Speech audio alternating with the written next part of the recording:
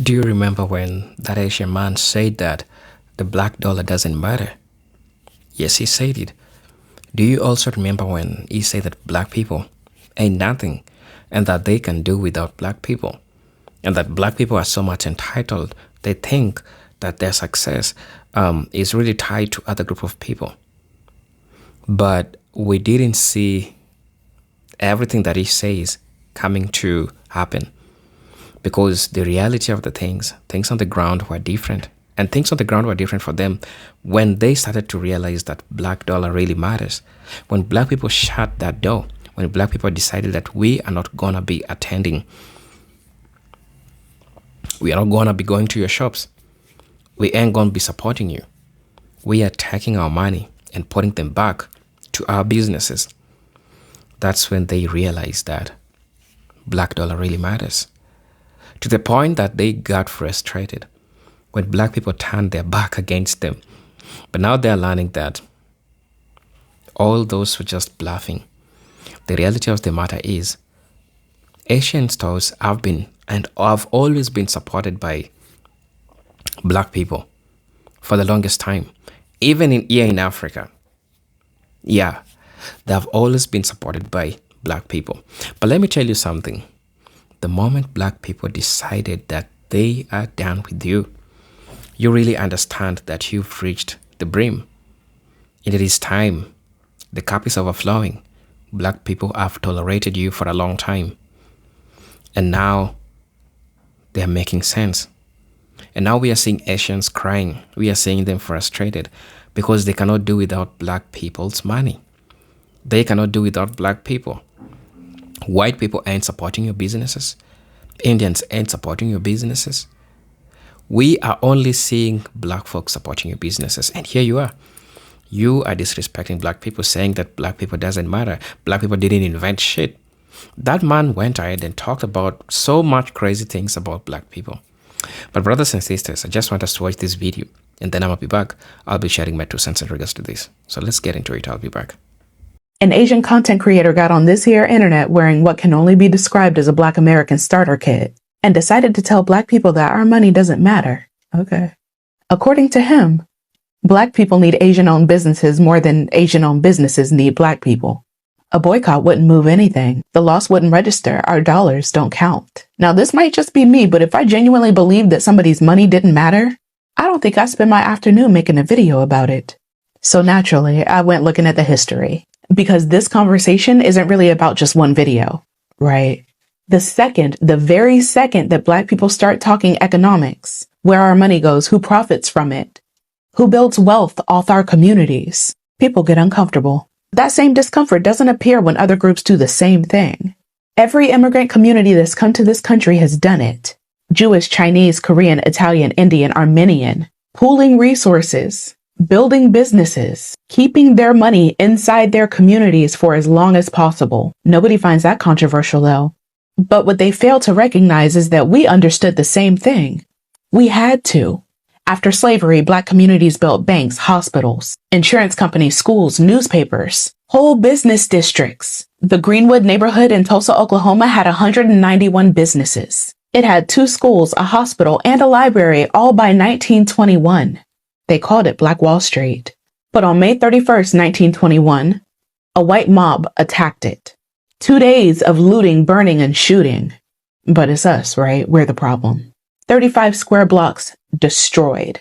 More than 1,200 black homes, businesses, schools, and churches, y'all, burned to the ground. World War I era planes dropped bombs from the sky on the Greenwood neighborhood.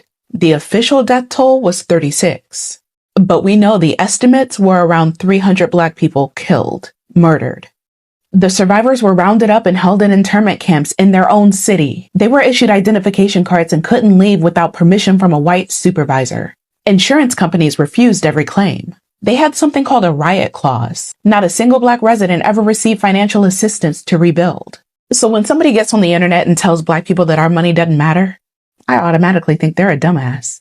A racist dumbass. Corporations spend billions chasing black consumers. Political campaigns spend millions trying to reach black voters. Entire industries are built around marketing to black communities. Our money matters. It mattered enough to burn a city for it in 1921.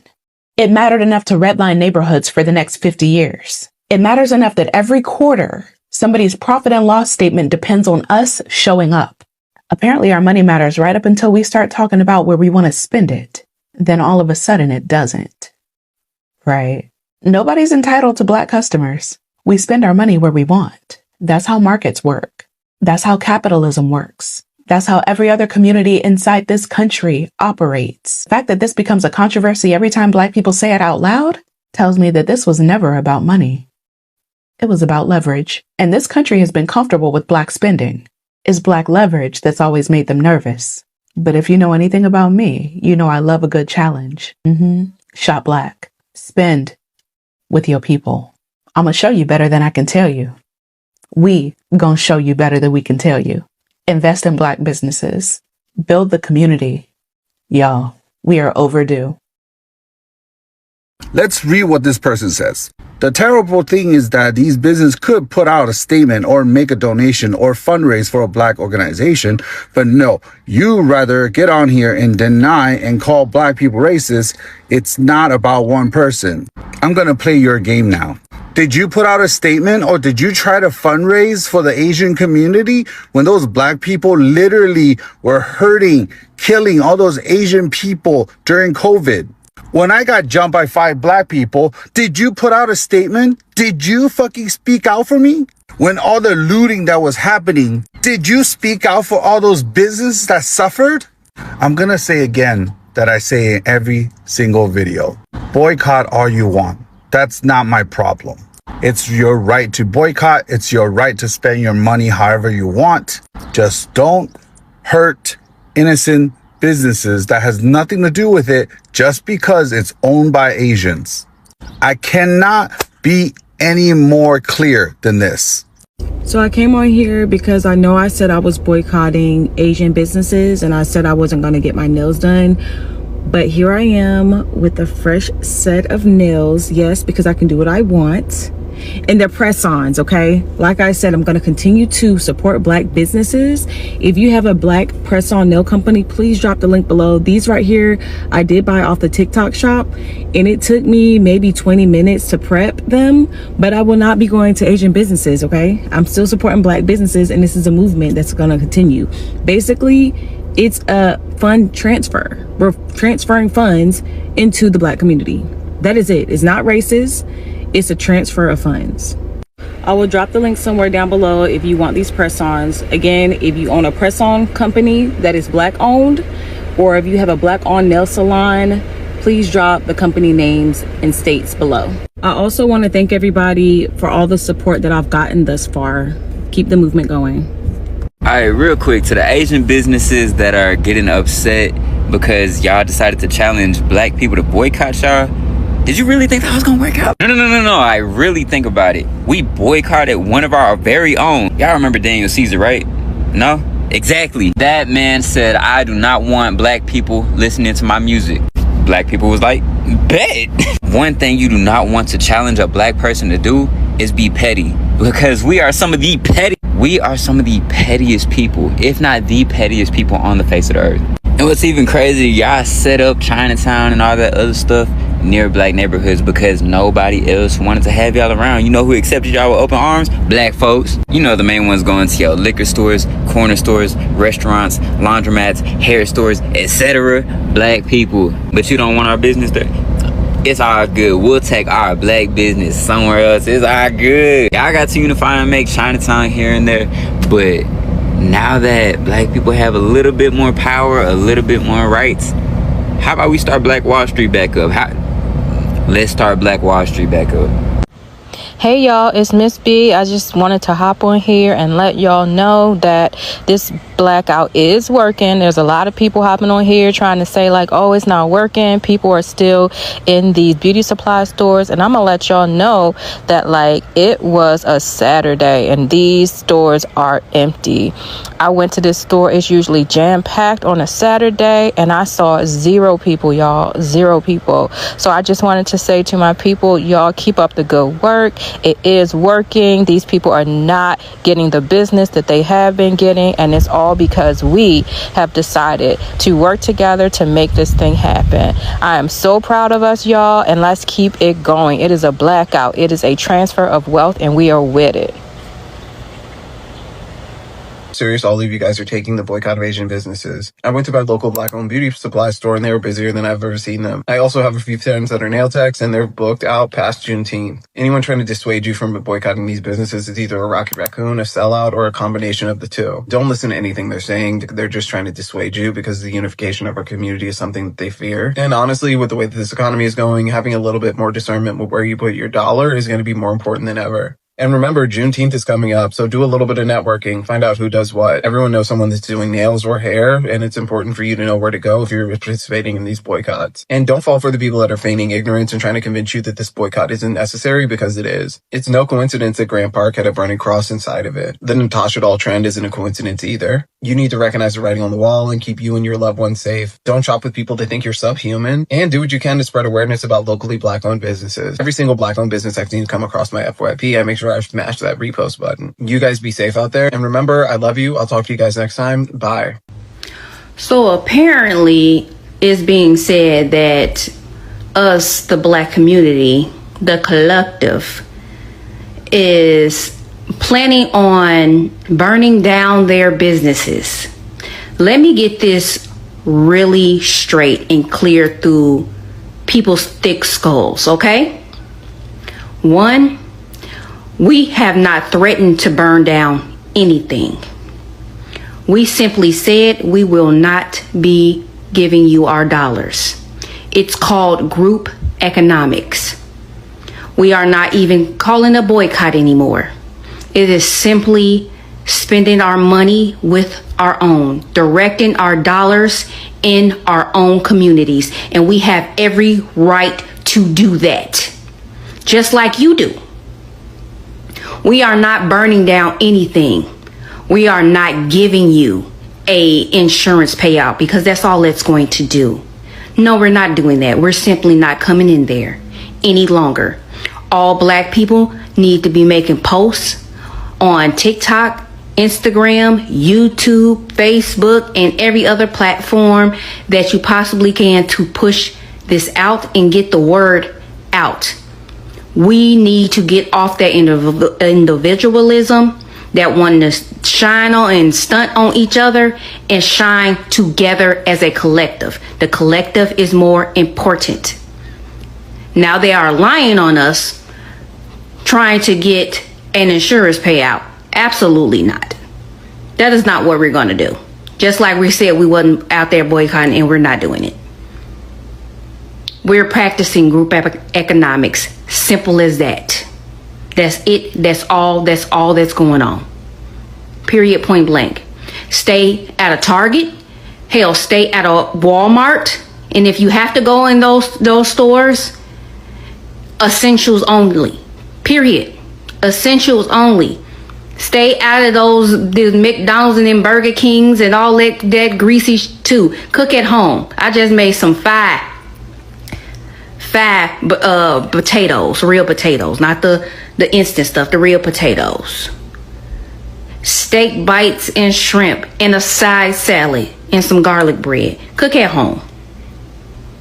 It's better for you anyway. That's for everybody. But no, we're not boycotting. We're simply practicing group economics, and we're not burning nothing down. Stop lying on us. Going along with these boycotting Asian business and Chinese businesses, because one, I am a business owner, a black business owner at that.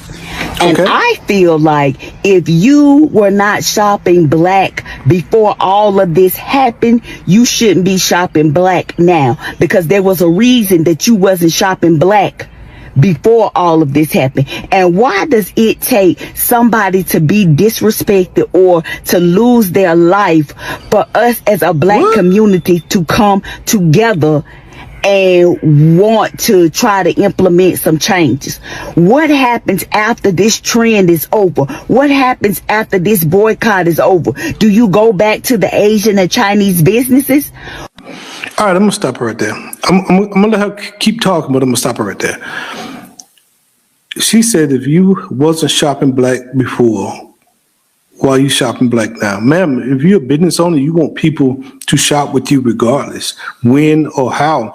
Now, it's like the Asian people made a misstep. It's like when McDonald's CEO took a bite of the burger and acted like he didn't like it. Burger King CEO came right in and took a big bite, ate the whole burger, and acted like he loved it. When the person he capitalized on McDonald's CEO misstep. That's how you have to do. When these people made a misstep, you should be capitalized on it. You should want the black dollars to come in your business and thrive. You should want to scale. As a business owner like myself, I want to scale.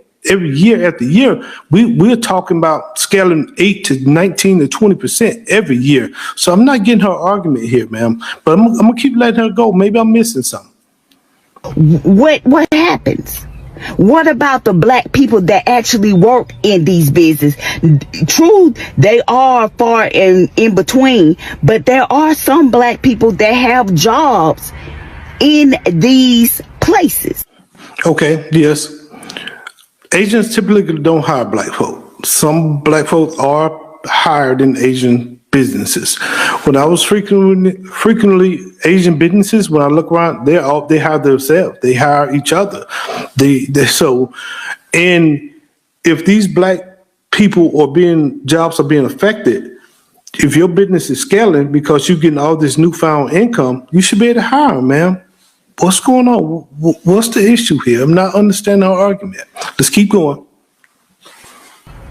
What happens then? What happens to the black dollar that's being spent in the community when these trends are gone? You invest because you got newfound income. You invest in the black communities. Like, no, I'm not doing it. If I shop black now, I'ma shop black tomorrow, next week, next month, next year. I'm a black business owner myself. And a lot of my own people don't support me. It's other races that keeps my business. I bet none of them Asian, because Asians don't frequent shopping black businesses. And I'm not trying to be racist. I just got Asians associates, and they never bought anything for me, but I have spent money with them in their restaurant, but they never bought anything for me. They know I film and do other stuff. They'll go buy cameras and have their little man to learn how to do editing and work their camera. They'll create a business over here for family before they spend money with you. So I'm not, come on, mama, what's going on here? Not understanding. So I ain't with it.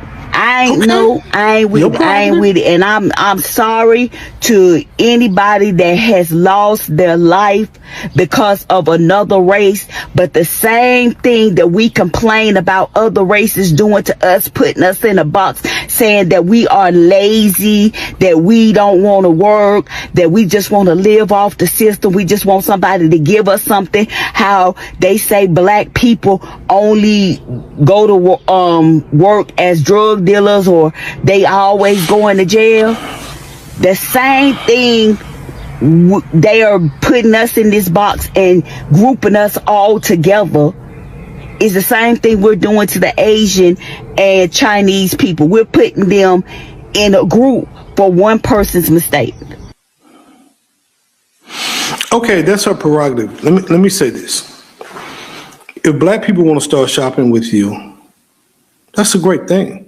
That's a great thing. That means your business is starting to scale up. As a business owner, I want my business to scale year after year, 18 to 23%. That's our range here at Dry Bones. With that, we can invest in equipment, we can invest in people, we can invest in technology, real estate, whatever. You know what I mean? So if a person messes up or a group of people messes up and you can capitalize on that, it's not about a race thing. It's not about a prejudice thing. It's business. At the end of the day, business. You have to think like a business owner. You know what I mean? If Tyler Perry mess up tomorrow and Dry Bones Media can grab a foothold on a certain area, oh well, that's Tyler's fault. I'm happy because now I'm creating generational wealth for my kids' kids. And she said she's a business owner. You should be one the newfound income that's coming in. So it's just like the San Antonio Spurs and New York Knicks in game, 4? When Jalen Brunson took a shot, he missed it. San Antonio Spurs forgot or refused to box out. OG went down there, tipped the ball in, won the game. When somebody make a misstep and you could tip in and get a layup and win the game, that's what it's about. It's business, man. I don't care if you're black, white, Asian, Hispanic. If I can get a foothold in your business and create and generate income for my business and my family, I'm going to do it. So we, as business owners, and whether I'm a business owner just happen to be black. If you can create that and build something of somebody else slip up and win the game off somebody else slip up, why wouldn't you do that? I'm not understanding her argument. I'm not boycotting anybody, but this could be a wealth transfer. We allocating wealth back to your business and my business. Come on, man. We got to do better than that. Let's move to the next one. I fully support the Asian community boycotting black people. I'm seeing so many people come out in support of the Asian community regarding the boycotts, and they're saying, well, now the beauty supply stores won't have an issue with stealing anymore because the black people are stealing all the product. And they're saying we're going into the beauty, they're saying we're going into the nail shops and we're getting our nails done. We aren't paying. That's terrible. That's terrible. I wonder why the Asian community hasn't said anything about this epidemic. Are you? I'm so sorry to hear that. We're running out without paying. We're stealing all the products in the beauty supply stores. Wow. If you are a member of the Asian community, I fully am in support of you boycotting black people. I mean, your businesses must be failing in the black community, right? Because you're living amongst a population of thieves and criminals. Again, I am in full support of you guys boycotting the black community, right? We deserve it. And I'm so sorry about your businesses. They must be doing, oh, hold on. Hello? Hey, yeah, no, we can go to the nail salon. Yeah, brand new one just opened up on Emerson Avenue. Common sense approach. Now, I know most Asian business owners are probably thinking to themselves that this situation with black Americans banning, supporting their businesses will eventually come to an end sooner than later, and it'll be back to business as usual. But to be honest with you, I don't think so. As you can see, these ladies getting it in, putting in work. I don't think so. I think you guys are in it for the long haul when it comes to black people supporting your businesses again. And I'm going to give you a few reasons why I think so. Number one, a lot of people been waiting on you to fuck up anyway. And that's just the truth. A lot of people have been waiting on you to fuck up. Which leads me to number two. You have close to 50 million black Americans in this country. A lot of them who have been waiting on the opportunity to provide these services to their community. But you was in the way, which goes back to number one. A lot of people been waiting on you to fuck up. And last but not least, a lot of black Americans have been talking to their children about this. And there's a lot of things you don't want to be in the eyes of your children, but you definitely don't want to be a hypocrite and to look weak in front of your children or in the eyes of your children. So for me to sit down and have these conversations with my children on why we shouldn't support these businesses and then to go and start back supporting them makes me a hypocrite to my child, and it also makes me look weak. So for it's a few more reasons, but those just a few reasons why I feel like things will never go back and be the same as it was. It's common sense approach. Do you not understand that he was just saying the quiet part out loud? See, some of you believe that unless a major announcement has been done, has been made, unless you know things are not in motion. Things don't exist because they only exist when you find out. So this guy decided to challenge us Black people to not shop at Asian businesses anymore. But little does he know that a lot of us had already divested from shopping at Asian businesses anyway. And it's not because we hate Asian people, because that's what, people want to make it about. No, it's the way that you all treat us when we're in your businesses. That's why a lot of us have already, long time ago, years ago, just transferred our money and circulated it in our own community. See, nobody has a problem when white folks do it and Jewish people do it and Asian people do it and Hispanic people do it. When immigrants do it when they come to this country, Italians do it, Africans do it. Nobody has a problem when other communities circulate their own money within their own community. But for some reason, you all have believed this lie that America has told you all, that Black people's everything, that our everything is up for your enjoyment and pleasure. And that when we decide that we want to have autonomy over our bodies, our thoughts, our creations, our money, now all of a sudden you feel slighted and you feel like we're doing something to you because you and your people have come here with this notion that Black anything and everything is up for public consumption. So when we say, no, I'm just choosing differently. I'm choosing to do what I want to do, not what's convenient, not what is expected, not what other people say we're supposed to do. I'm just going to do what I want to do. Now, all of a sudden, everybody's just, punching the air and sliding down the wall. Everybody got a problem. But little do you know that a woman like me, I am 53 years old. I've had 2 OBGYNs, both of them Black women. The first one delivered my children for me. And then she found precancerous cells in my uterus and made sure that it was taken care of so I did not get uterine cancer. And then my second one just made sure that my health was good. 2 Black female OBGYNs, both of my lawyers, Black men. Beauty supply stores I go to, Black. Hair products I use, Black. Home fragrance, Black. Like there's a plethora of things that I already do that circulates my money amongst my people. And it's not that I am slighting you. Remember in one of my other videos, I said, you will not feel excluded if you don't feel the need to be included. So me choosing Black is not by default not choosing everybody else. See, when he made his little declaration, because what he did was he double dog dared us and he thought he was going to play in our face like we could not survive without you all. Do you not understand that we create and do all kinds of things?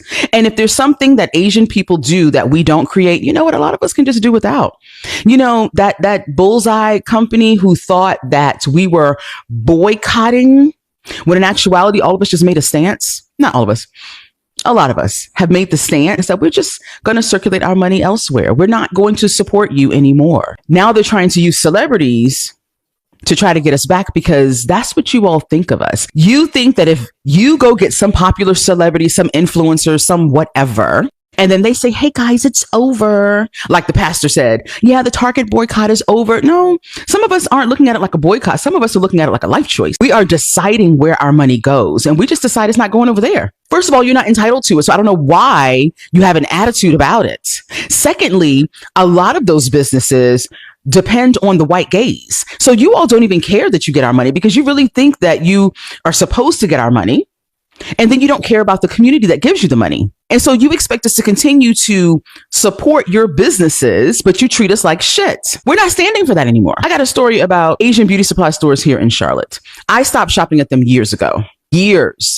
When I first moved here to Charlotte, they just didn't give good service. And they always followed. Like, I don't need you watching me and following me. I'm just trying to get whatever. And so I don't like the way you treat me, so I'm not spending my money there. So I stopped. Then about maybe 8 to 10 years ago, I went to Tyson Beauty Supply Store here in Charlotte. And a lot of Black women support Tyson. And everybody was saying, go to Tyson. So I'm like, okay, cool. Let's see what it's about. So I went to the one that's on Tyvola. I've only been twice. First time I went, it was around 5-6 o'clock in the afternoon. I went and bought 2 products. 2. They were on my receipt. I bought some braiding hair.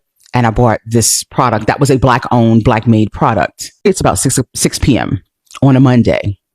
On Tuesday around 10 a.m., I went to return it. The young lady at the counter, who was a Hispanic girl, looks at the receipt, looks at the product. Now, all I did was open it and I touched it. and it stunk so bad. I could not deal with it. I don't even remember the name of it. It's not even about that. So I wanted to return it. Now, mind you, that was my second visit at the store. So my first visit, I actually purchased something. Second visit to the store, I wanted to return one of the two products. I kept the braiding hair. So she's looking at the receipt and looking at the product. That chick done flipped it all around. She turned it. She looking at it and everything. And I was like, ma'am, the product is right there. It's right by the register. And I bought it less than 24 hours ago. So she's still looking. Still a looking. So then she calls the manager. Calls the manager up there. He does the same thing, rolling that sucker around like they got to check for dings or something. I don't know. They're looking for the clarity of the diamond that they thought they sold me. I don't know what they're doing. Flipping it and looking at it and stuff. And I was like, sir, it is right there. You look at, there's a timestamp on the receipt. It's less than 24 hours. You looked at the product. You see, I touched it, but you do have a return policy. I have to have proof of purchase. So here's my receipt. He approves the return after all of that. It was so humiliating. So humiliating. Now, of course, the manager was an Asian man. And then the young lady who helped me was a Hispanic girl. So when he finally walked away, I told her, I said, you know what? You all need to treat Black customers better. Because I looked around the store and I said, you know, your store is full of Black women and we're the ones who keep your doors open. And you're going to stand here and treat me like I stole it. When in actuality, it is within feet of where we're standing. You see it right there. And I can't remember, but I feel like she actually, before she called the manager, she walked over there to look to see if that was the same product. I said, it's from your store. Here's the receipt. I only have 2 items on my receipt, but you're treating me like I stole it. You treated me like there's a problem with me returning it. But when you took my money, you took it willingly, quickly, boom, done. She finally gave me my money back. And I went to the car. My son happened to be with me and I was so distraught. I was in tears. See, a lot of times you all think it has to be like a physical slap in the face for the humiliation piece to rise, or it has to be someone calls us the N-word, and then that means that they're racist because they said the N-word. Oh no, there are so many other things that people do to Black people that lets us know that you all do not like us, and it is because we're Black, and you treat us a particular way. So for those of you who are just like, well, no, maybe it's not that. If you're a woman and there's a man around you, and he does something suspicious, the hairs on the back of your neck stand up.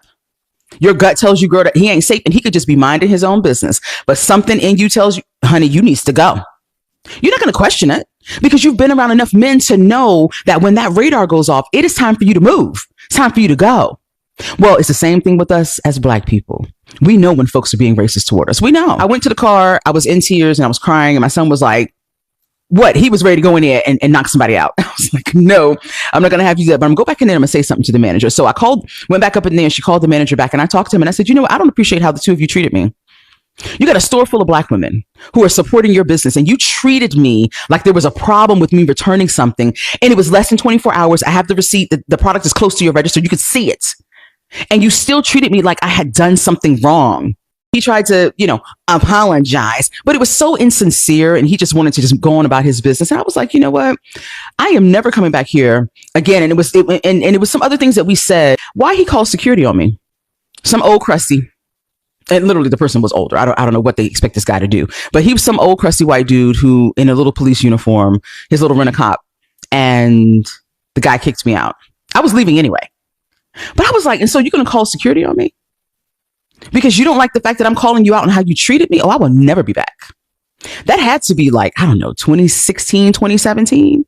I will never grace that sidewalk, that parking lot. I will never go there again. If I got to drive across town to go to a Black-owned beauty supply store, then that's what I will do. Plain and simple. Or I will order from the company. Be inconvenienced, pay tax, pay shipping, whatever. But I'm going to circulate my money amongst people who respect me.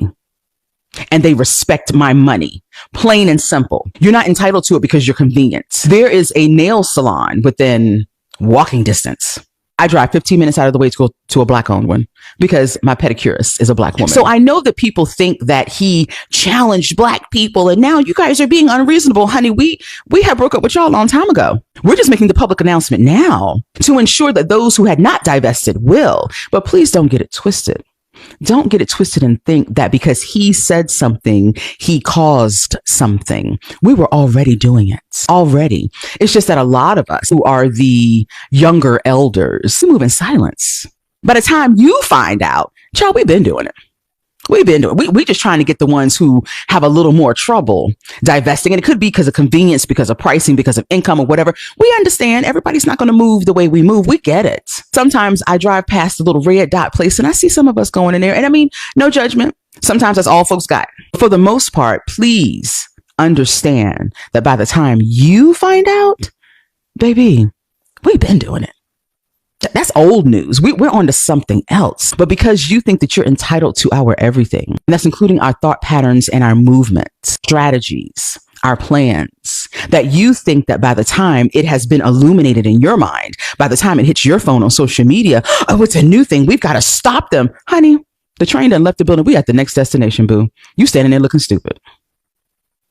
If you're a black nail tech, if you're a black owned restaurant, or if you're a black owner of a beauty supply, baby, now is your time to shine. Right now, we are shifting our dollars across our community, and I have some advice for how our businesses can capitalize on this moment. Ensure that when people Google you or search for you across any of these platforms, they know where to find you, they know what hours you're open, and they know how to contact you. Particularly, I really believe this is a time to shine for the Black-owned beauty salons. Not only is it an opportunity for us to shift our dollars to where we come, I also think those of you who own Black beauty industry who specialize in hair, now is an opportunity for you to sell Black-owned products inside of your salon. This is the opportunity for us, and I want to ensure that I give any advice I can for us to capitalize on it. I just went and got my hair braided this weekend. And inside the shop, there was different products that you could purchase after you finish getting your hair done. I thought that was a brilliant idea. As a person that is exclusively Design Essentials girly, I traditionally will pick up my stuff at the beauty salon. Well, now here's an opportunity for those of us who get our hair done for us to be purchasing those products within the stores. Now this is an opportunity for those large manufacturers like Design Essentials to partner even closely with beauty salons. I don't know what this is going to turn up to, but I just thought I would give some advice on things I would do in this moment. Now is the time to strike while the iron is hot. Asian folks, do you know why black folks are cutting you off? Here's a brief history lesson. Asian folks were discriminated against just like black folks. Y'all were kinfolk for a bit.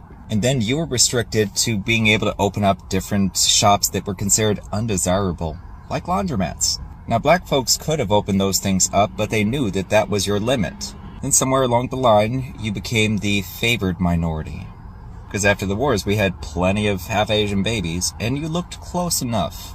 And when you socially rose up by the graces of those that bestowed it upon you, you just left black folks alone. But what was the catalyst here? It was the fact that it was an Asian dude that's already apparently killed 2 other people. Got off with barely a tch on the wrist. And y'all ain't doing jack. Black folks have stood with you since the beginning of time, and they're about to show you how much they've impacted your life. It's not that you couldn't be replaced. It's that they were too polite to. And y'all just kept silent. Not doing a damn thing, even defending the dude. Really. So at this point, you get what you're going to get. Black-owned businesses are going to thrive. And you've seen so many black folks telling you, like, we could have replaced you a long time ago. Now you're about to see it. You're about to get humbled. Just like racist white people, they're about to get humbled. They're about to get humbled. Whether you believe it or not, I love all of you. And as always, stay amazing. Or be amazing. Your choice. Or it could be one of those people that's like, don't leave me. Me too. So we're going to word this a little differently. We're not banning them. We're not against them. We don't even dislike them. What we're doing is we're now redirecting. We are taking our focus off of anyone else and we're putting it in our direction. We are circulating money amongst us. We're not taking anything from them because they're not entitled to anything from us. We're not banning, we're not protesting, we're not boycotting. What we're doing is we're making different choices. We're making different changes in our lifestyles, behaviors, practices, and habits. See, it's not about them. It's not about anybody, actually. It's about us. So when we look at our intention of the thing that we're doing right now, first of all, it's not going to be temporary. It's not to upset people. It's not in reaction to anyone. Although, dude sparked it. A lot of us were already doing it. But because of his spark, it has now caused a lot of us to just wake up. And so now that we're awake, we're going to now just adjust our actions. We're not doing anything against anybody. We're doing things for us. And like, there's a difference between getting out of debt and becoming wealthy. People think getting out of debt will make them wealthy. In actuality, if your debt is here, this is your baseline, and your debt is down here, once you get to your baseline, babe, you're at zero. You're at zero. you don't have no money. Okay, you're starting over. Now that you're out of debt, now you're at ground zero, and now you can start. But when you are building wealth, you can actually be in a lot of debt and have a whole bunch of money because you know how to use debt properly. When we say we're doing this to circulate, to redirect, to focus our wealth with us, ain't got nothing to do with nobody else.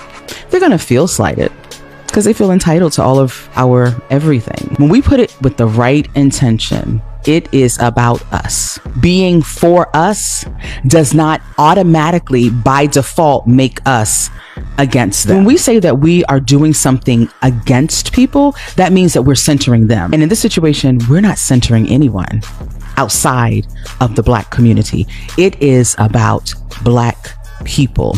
And we want to be very, very, very clear about that. So in the event that someone wants to get into their feelings and they feel slighted, feel some type of way, feel like they're targeted, that is them centering themselves in the middle of our wealth transfer, our restructuring, and us redirecting our money and changing our habits. That means they're trying to make it about them. Because again, if they make it about them, that means in their minds, they're entitled to what we have and what we have always given them. And because it's been ours the entire time, we actually have the power and the autonomy to take away the thing that we have always given so freely and without recourse, without expectation. So if we choose to rescind, to pull back, to redirect, that is our prerogative. We have every right to do that because we are centering us in our actions.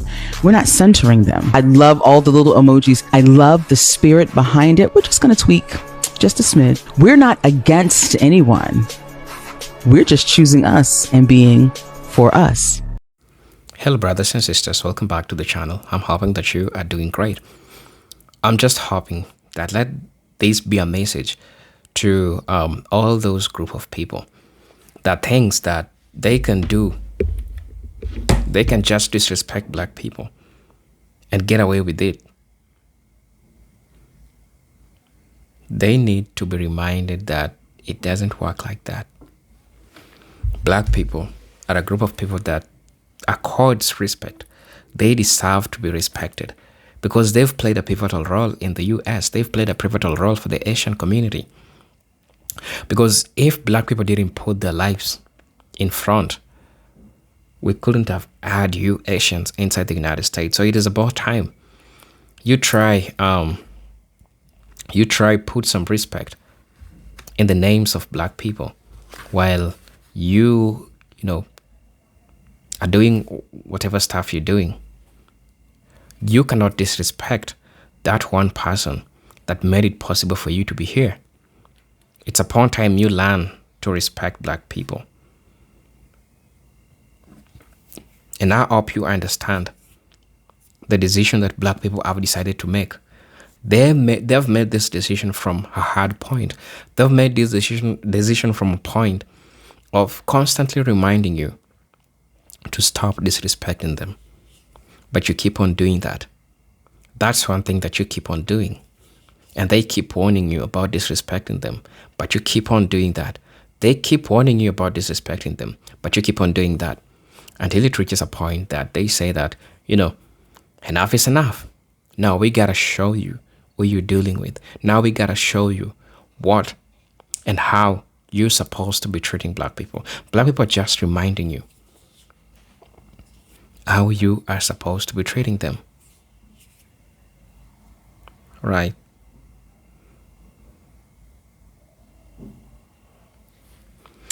So please let me know what you'll think about this.